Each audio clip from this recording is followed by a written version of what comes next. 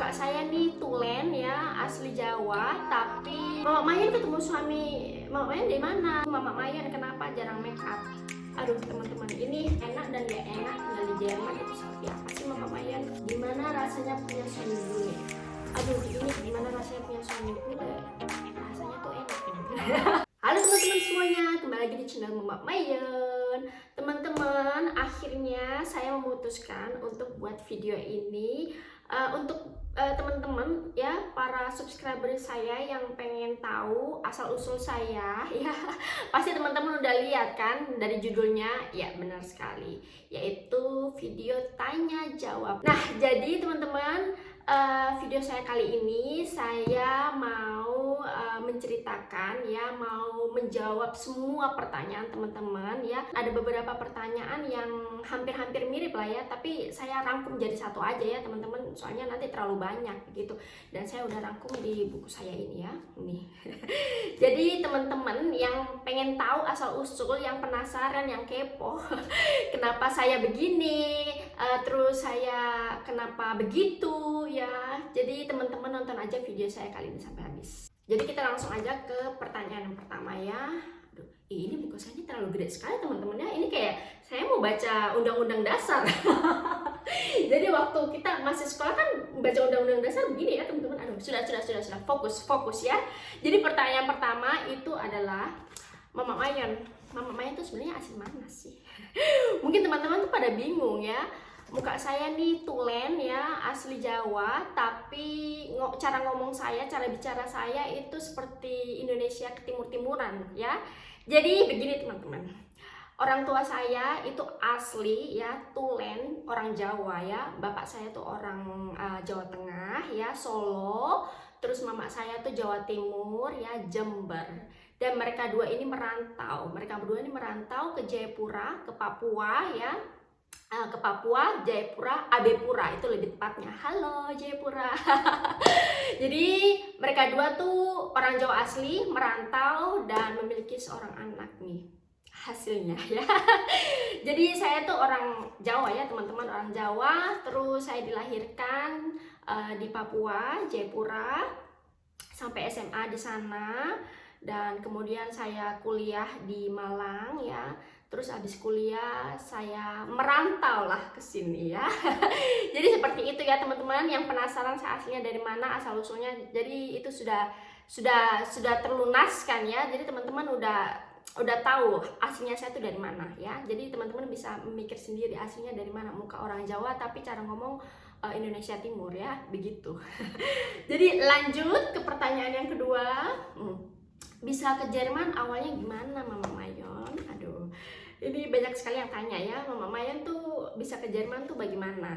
Jadi teman-teman, saya ke Jerman sini awalnya itu au pair.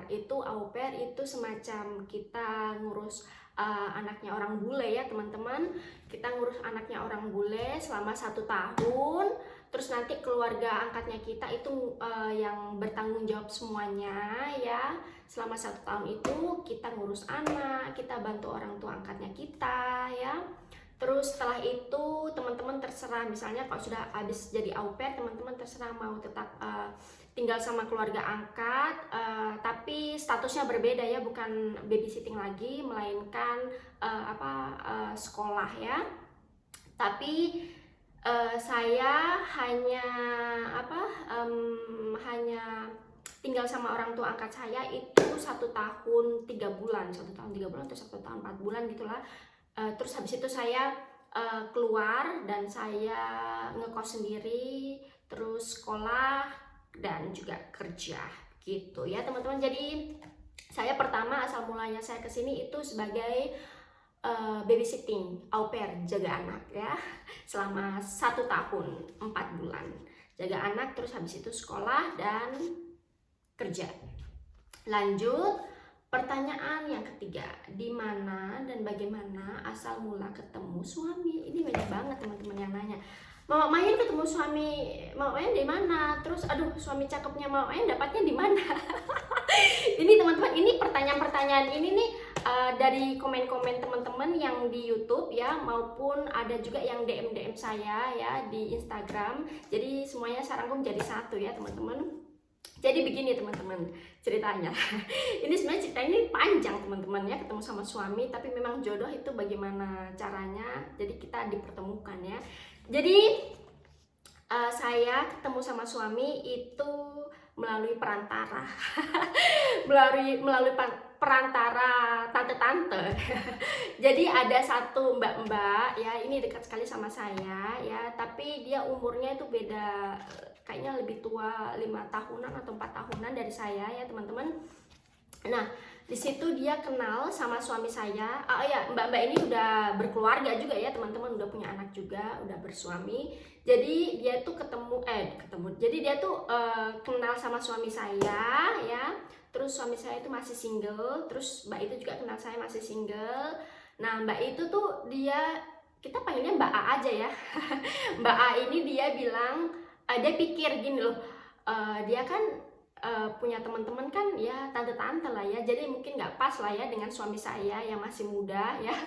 Jadi dia tuh pikir, oh Nino ini kan umurnya tuh, nama saya Nino ya teman-teman, perkenalkan dulu kan teman-teman, siapa tahu ada yang cuman tahu nama Mama Mayon ya. Jadi nama saya tuh Nino ya teman-teman. Jadi Mbak A ini dia pikir, oh Nino itu umurnya kan masih muda ya, masih cocok lah dengan suami saya ya. Jadi kalau dicomblangin tuh mungkin cocok lah ya. Jadi Mbak A ini bilanglah sama suami saya punya teman ini, dia ini masih muda, masih single ya, dan dia ini juga kayaknya cari yang serius-serius gitu, cowok yang serius-serius gitu, kamu mau nggak saya kenalin. Nah terus habis itu mbak itu juga ada tanya sama saya nih ada kenalan, cowoknya nih baik ya, masih muda ya, dan tampan. Dan kalau kamu mau saya kenalin. Nah terus pada waktu itu saya ini masih mencari-cari lah ya teman-teman. Jadi saya masih belum tertarik dengan tawarannya si Mbak A ini ya teman-teman. Dan saya bilang sama Mbak itu, nanti aja kenalannya ya. Jadi saya masih memantau-mantau cowok-cowok di luar sana ya. Tapi ya memang karena jodoh ya teman-teman, saya nggak terlalu cocok dengan cowok-cowok yang lain ya. Dan akhirnya saya bilang sama Mbak A, ya udah kalau gitu saya mau kenalan sama temennya Mbak A yang kemarin Mbak A tawarin ke saya ya. Tawarin ke saya kayak barang aja. Jadi saya bilang gitu sama mbaknya ya. Terus mbaknya bilang, oh ya udah kalau gitu bagaimana nanti kita ketemuan, kita bertiga ketemuan, terus nanti kalian ngobrol-ngobrol bagaimana ya. Dan belum sempat ketemuan itu si Mbak A ini ada acara di rumahnya dia ya teman-teman. Di rumahnya Mbak A ini ada acara gitu, kumpul-kumpul. Jadi tante-tante banyak banget teman-teman ya di rumahnya Mbak A itu. Terus saya sendiri yang kelihatannya kayaknya saya sendiri yang masih muda deh di situ. Dan di situ saya tuh kan di acara situ kan saya bantu-bantu Mbak A ini ya teman-teman, bantu-bantu cuci-cuci piring, bantu-bantu masak dan sebagainya. Nah terus suami saya itu datang dan dia melihat-lihat teman-temannya, dia melihat-lihat ini mana, katanya si Mbak A ini punya temen yang masih single, yang masih muda ya. Dan dia lihat-lihat itu semuanya tante-tante. Dan lihat semuanya tuh tante-tante teman-teman, suamiku lihatnya semua tante-tante di acara itu ya, di acaranya si Mbak A itu ya. Dia lihat semuanya tante-tante, terus dia bilang gini, ini tante-tante semuanya. Jadi dia tuh di situ tuh cuma 5 menit saja teman-temannya, habis itu langsung dia cabut pulang ya. Jadi dia cuma say hello aja sama Mbak A, terus habis itu dia cabut pulang. Ini suamiku yang cerita ke saya ya teman-teman, setelah kita jadian ya. Nah dia tuh nggak lihat saya, suami saya tuh nggak lihat saya, soalnya saya tuh di dapur, saya tuh lagi cuci piring. Dan saya juga nggak lihat si suami saya ya teman-teman. Jadi dia tuh lihatnya tuh hanya tante-tante aja yang di depan, jadi saya tuh di belakang lagi cuci piring gitu. Dan ya udah deh, jadi kita nggak ketemuan, kita nggak kenalan di acara situ. Dan akhirnya si Mbak A ini dia cari waktu, cari hari yang tepat untuk kita ketemuan bertiga ya teman-teman. Dan akhirnya kita ketemuan, kita ngobrol bareng, terus kita makan-makan pada saat itu tuh siang ya. Jadi kita makan siang gitu. Terus habis itu kita bertiga ya, ngedate-nya bertiga teman-teman. Terus habis itu akhirnya kita cocok, tukaran HP gitu ya. Terus kita ketemu keesokan harinya lagi, ketemuan berdua saja, ngobrol-ngobrol, dan akhirnya cucok meong ya. Jadi ceritanya begitu teman-teman, saya di mak comblangin ya sama mbak-mbak Sia ini, dan hasilnya sangat memuaskan. Soalnya kita tuh cocok teman-teman ya, saya sama suami tuh cocok, dan alhamdulillah kita menikah, terus habis itu mempunyai anak ya, anak lucu-lucu. Jadi seperti itulah ya teman-teman. Terus pertanyaan yang keempat, cara didik anak yang memiliki dua budaya yang berbeda gimana sih Mama Mayan? Ya, ini agak sedikit susah gampang ya teman-teman, soalnya kebanyakan saya sama suami itu tidak memiliki satu pikiran ya untuk mendidik anak. Soalnya kan ya budaya barat sama budaya timur tuh sangat-sangat berbeda ya teman-teman. Jadi tapi satu hal yang kami fokuskan untuk anak-anak kami ini yaitu kemandirian ya teman-teman. Soalnya kan kita nih pikir sabar teman-teman. Jadi kita nih pikir kita tuh nggak selamanya di sampingnya anak-anak kami ya teman-teman. Jadi nanti kalau dia udah dewasa gitu, kita maunya tuh mereka tuh bisa ngelakuin semua tuh serba sendiri, nggak harus menunggu orang tua, nggak harus menunggu teman, nggak harus menunggu pokoknya orang lain lah ya. Jadi mereka tuh bisa melakukannya dengan sendiri ya. Jadi mereka tuh bisa menghemat waktu, tidak merepotkan orang lain. Jadi benar-benar kemandirian itu kami tanamkan sedini mungkin ya. Sekecil Marlon ini tuh dia tuh sudah mandiri banget teman-temannya. Dia tuh apa-apa tuh semuanya sendiri ya. Jadi saya sangat bangga sekali sama dia ya teman-teman. Lanjut ke pertanyaan selanjutnya, Mama Mayan, kenapa Mama Mayan tuh jarang makeup? Teman-teman, ini banyak sekali yang tanya ya, banyak sekali yang komen ya. Waktu saya memetik buah itu banyak sekali yang komen, Mama Mayan makeup dong, Mama Mayan dandan dong, Mama Mayan pakai makeup tuh tipis-tipis aja dong, Mama Mayan sedikit berdandan dong supaya seimbang dengan suaminya. Masa suaminya cakep Mama Mayan tidak berdandan-dandan ria?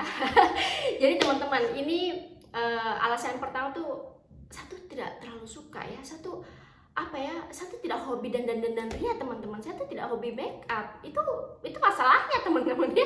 Jadi dalam hidupku tuh 80% itu saya nggak dandan ya, saya nggak suka dandan. Terus 20% itu saya kalau dandan tuh kalau ada acara-acara tertentu saja, acara-acara besar aja teman-teman. Misalnya kalau keluar rumah tuh saya nggak pernah namanya berdandan ria teman-teman ya.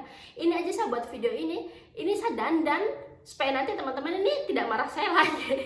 Mama Mayan masa buat video tuh muka kayak baru bangun tidur. Jadi ini saya hanya pakai alis ya, ini terus habis itu blush on sama lipstick sedikit lah ya, lipstick tipis-tipis aja. Ini nih. Jadi saya nggak pakai bedak-bedakan gitu teman-teman. Jadi hanya itu aja yang saya pakai ya. Terus alasan yang lainnya teman-teman, ini pasti ibu-ibu yang sudah memiliki anak pasti mengerti ya, keadaan, situasi, kondisi, dan sebagainya. Bagaimana kalau kita sudah mempunyai anak, dan bagaimana kita caranya mempunyai waktu untuk berdandan? Pasti tidak ada. Waktu untuk makan saja itu alhamdulillah teman-teman ya. Untuk makan dengan santai itu sudah alhamdulillah sekali. Ini kalau punya waktu untuk berdandan ria itu sangat-sangat istimewa teman-teman ya, sangat-sangat amazing. Jadi gitulah ya teman-teman, pasti ibu-ibu yang sudah mempunyai anak itu pasti ngerti lah ya. Kalau ibu-ibu yang tidak bisa berdandan ria mempunyai anak tuh pasti sudah tahu tidak punya waktu ya, capek teman-teman, capek. Dan alasan yang lainnya teman-teman, alasan yang lainnya tuh suami saya ini dia tuh tidak terlalu suka dengan cowok, aduh, kenapa bisa dengan cowok, dia tuh lebih suka dengan cewek yang natural, yang mukanya tuh tanpa makeup tuh dia paling suka ya teman-teman. Saya juga nggak ngerti kan teman-teman, kenapa suami saya tuh suka dengan cewek yang tidak bermakeup, tidak berdandan ya. Jadi alhamdulillah ya punya suami seperti dia. Jadi saya nggak usah beli-beli alat-alat makeup terlalu banyak. Oke, lanjut. Pertanyaan yang keenam, enak dan gak enaknya tinggal di Jerman tuh apa sih Mama Mayan? Aduh, ini susah untuk diutarakan teman-teman ya. Jadi enaknya di sini, tinggal di Jerman sini, semuanya itu sudah teratur ya, sudah tertata. Terus hidupnya kita juga udah terjamin di sini teman-teman ya. Jadi kita tuh nggak harus takut, misalnya seperti saya ini ya teman-teman. Saya ini kan kerja ya, kemarin tuh saya kerja, terus sekarang punya anak, dan saya diperbolehkan ibu-ibu yang sudah lahiran tuh diperbolehkan untuk ngambil cuti ya teman-teman, ambil cuti 6 bulan atau 1 tahun atau 2 tahun, dan bahkan ada yang 3 tahun juga ya teman-teman. Dan selama cuti itu kita juga nanti akan dikasih uang pesangon, terus anak-anaknya kita yang lahir di dunia ini pun juga dikasih pesangon. Jadi apa ya teman-teman, betul-betul terjamin lah di sini. Jadi nggak akan bakalan menderita banget gitu kalau nggak punya uang ya teman-teman. Jadi enaknya di situ ya. Dan nggak enaknya itu ya karena tertata, terus terjamin, jadi banyak juga peraturan-peraturan yang harus kita patuhi ya. Terus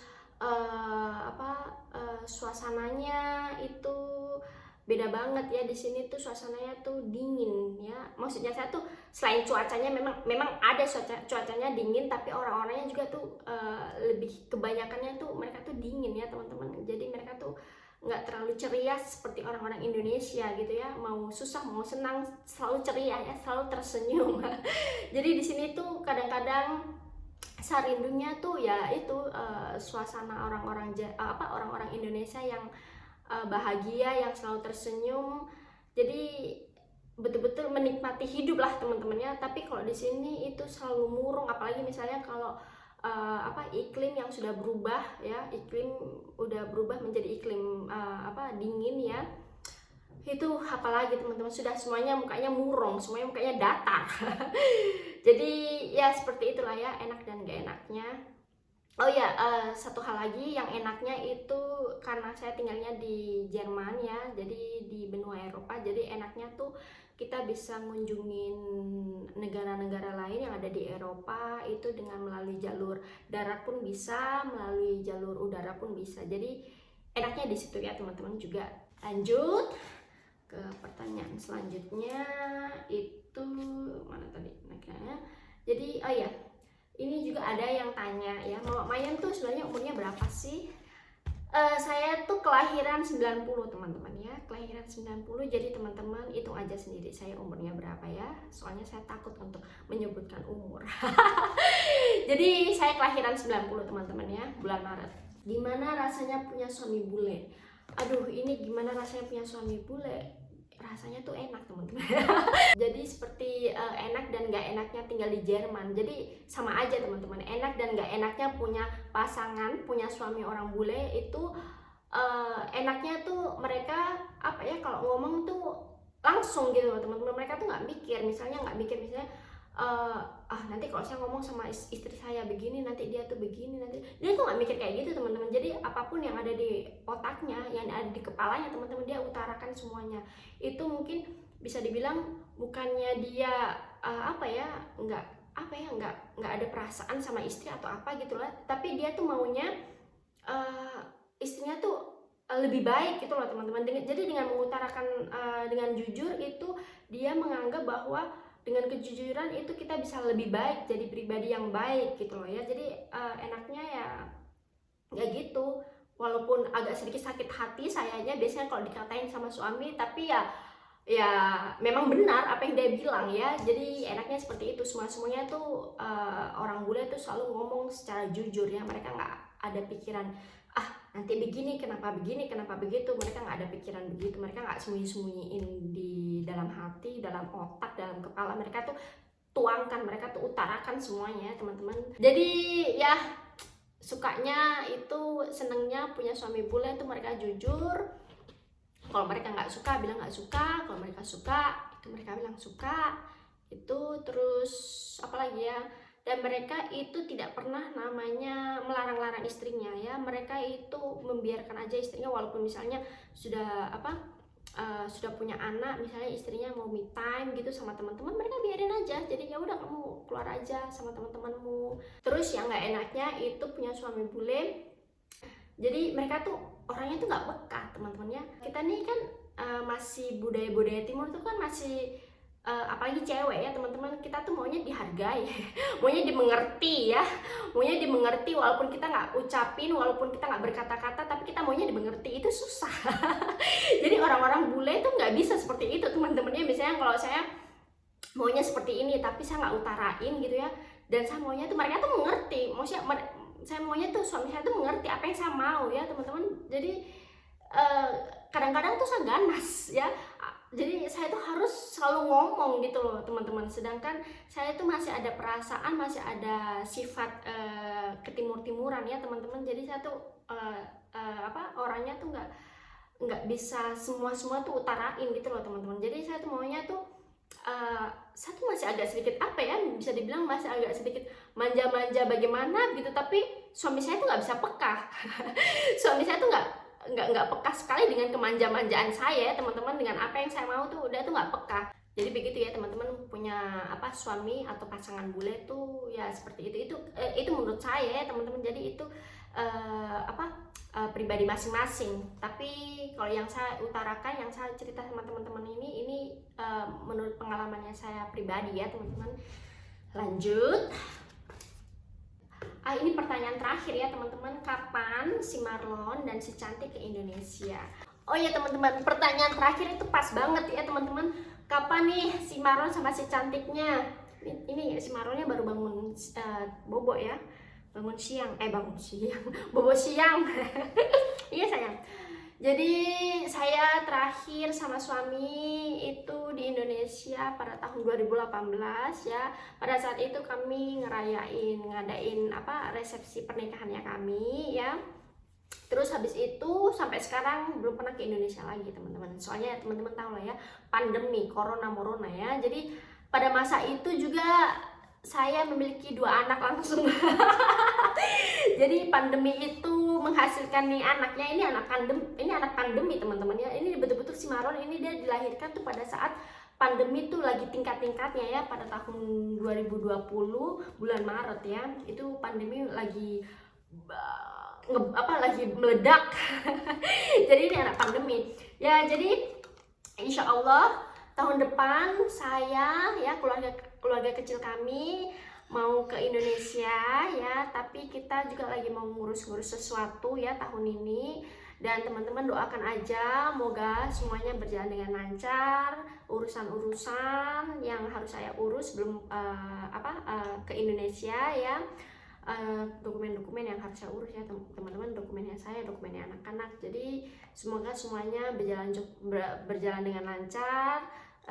Terus kami bisa tahun depan ke Indonesia. Iya Marlon, soalnya hanya keluarga Bulgaria aja yang udah melihat anak saya secara langsung ya teman-teman, sedangkan keluarga Indonesia belum pernah sama sekali lihat secara langsung anak-anak saya teman-teman. Jadi mereka tuh hanya melalui video call saja teman-teman, kasihan.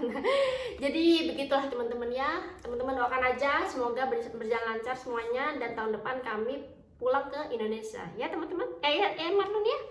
Jadi sampai sini aja dulu video saya kali ini, video tanya jawab. Jadi semuanya sudah terjawab secara tuntas teman-teman ya, sudah secara jelas teman-teman ya. Jadi teman-teman tidak penasaran lagi seluk-beluknya saya ya. Dan ya, terima kasih teman-teman yang udah nonton video saya kali ini sampai habis. Kita ketemu lagi di video-video selanjutnya.